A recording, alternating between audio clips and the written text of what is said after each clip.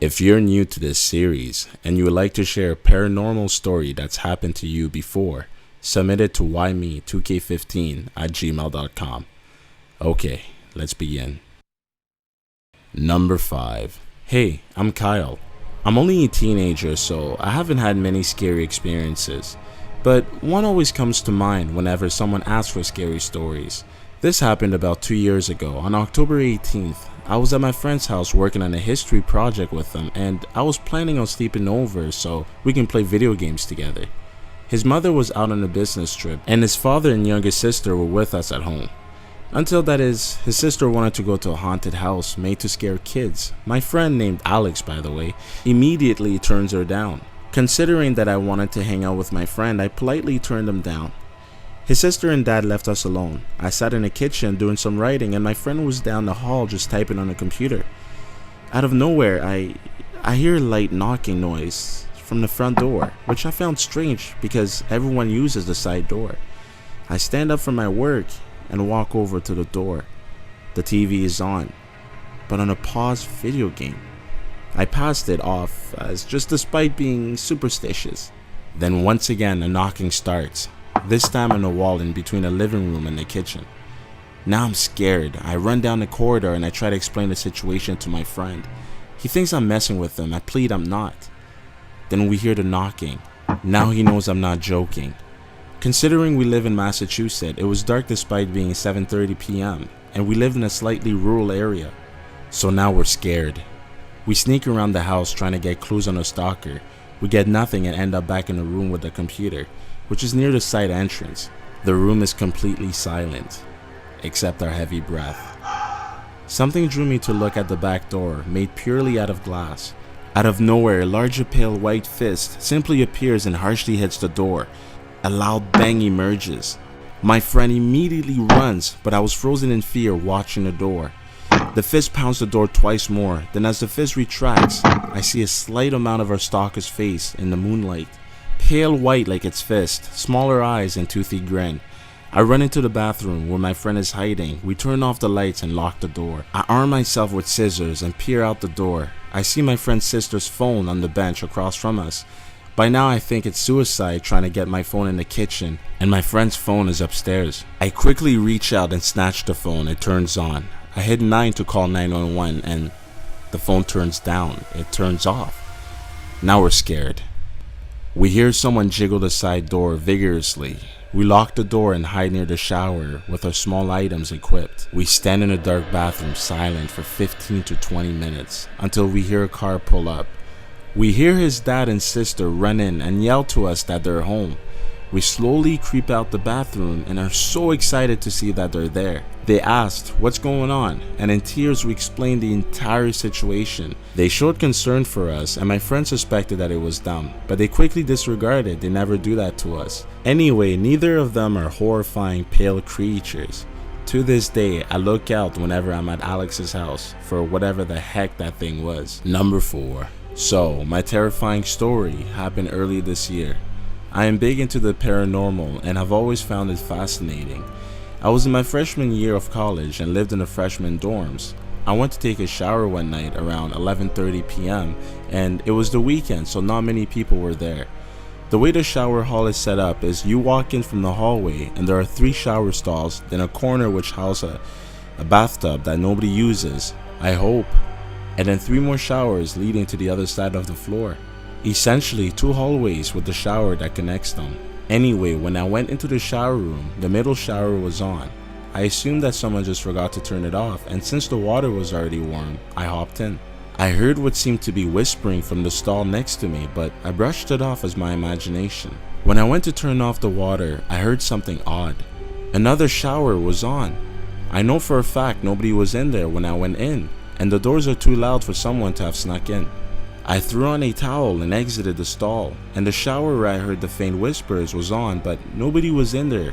At that point, I freaked out and booked it to my neighbor's room. She seemed freaked out at the fact that I was banging on her door that late wearing nothing but a towel. I told her what happened and she said the same thing happened to her earlier that evening. I will never forget that day. Number 3. I've had dreams like this, but this one was totally different. It was about my brother. The dream started off raining and it was pitch black and cold. He was laying on the field. I couldn't see him. I was on my knees covering up my face crying. I feel like my body was draining during my sleep. And then it switched over to my older niece, Ashley, which she's still living today, but in my dream she also passed away. It felt like my body was sunk into the bed. I was crying throughout my dream. I woke up early the next day because I had to be somewhere. Trying to shake it off, I told my mom that I had a messed up dream about something. We were both laughing in the car, which I told her about my dream. So I got out the car. Wasn't long before that, and my sister-in-law called my mother about my brother. 4 hours later, I couldn't reach my mom. So I kept calling her and calling her. She finally answers her cell. I can tell that she had been crying, but I didn't think of it. Before she told me what had happened, I knew it was about my brother. My brother was found dead across the street from his house. But he didn't die alone. He was accompanied by his beloved dogs. They tried to wake him up, but it was too late. So they laid next to him, trying to keep him warm. Arnold passed away on March 26, 2015. I had that dream the day before he passed away. Number 2. It was just this past March. I went to bed nothing out of the ordinary except for the distinct feeling of being watched, which due to the fact that the house that I lived in is over a century old and is known for weird occurrences. I turned off the lights and I lay down, falling asleep shortly after. The dream I had that night was unlike any I'd had before or after. In the dream, I had no body.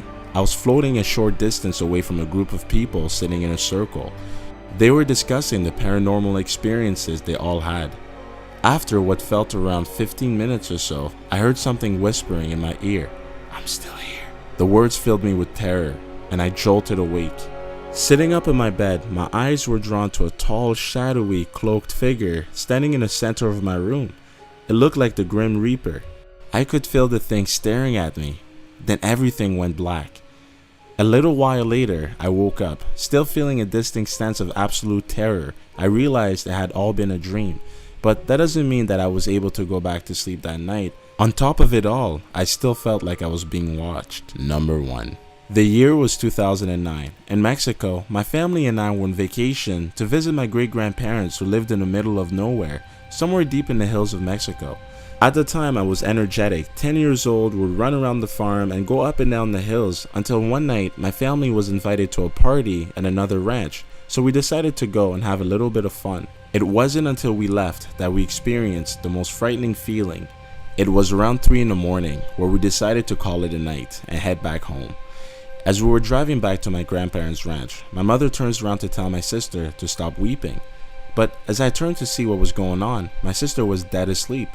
My mother then asked me, "Is that you?" I replied, "No." My mother, confused, asked my father, "Hey, you hear crying?" My father turns down the radio and begins to listen, and so do I. I remember hearing a faint cry within a distance of the hills. As usual, my father tries to brush it off and says, "Don't worry, it's probably a coyote." As we begin to get closer to the ranch, all we heard was a very loud cry. I myself was creeped out and began to get paranoid, asking my mom what was that. At that exact moment, my mother turns and looks outside the window and sees a woman in all white with black hair looking directly into her eyes. My mother, terrified, screams and says, "Drive, drive, drive! La Llorona!" My father, clueless on what just happened, turns and briefly sees the lower left part of the dress. He himself was creeped out and hits on the gas pedal. I couldn't get a glance of what my mother saw, but I'm kinda glad I didn't. As my father storms through the dirt road, we hear the same loud cry, but to only sound closer. I began to panic and cry in the back seat, thinking I was going to die. The most terrifying thing was, each time we heard the scream, it got closer and closer. When we finally arrived at my grandparents' ranch, we all got out the truck, and I began to run into my grandparents' room, crying and scared, telling them that something is chasing us and it's screaming at us. My father runs into my grandfather's room and explains to them what just happened. My grandmother grabs a rosary and went outside and told my parents it's okay. She then yells out in Spanish, "I want you to listen right now. I don't know what you want or who you are, but nobody's going to hurt my family anymore. Leave right now." Minutes go by in complete silence, and all of us heard the very same faint cry within distance. Ever since then, whenever I visit my grandparents, I never stay out past 11 p.m. Special thanks to Kyle, Manuel, Nicole, Philip and Sarah for sending in their stories.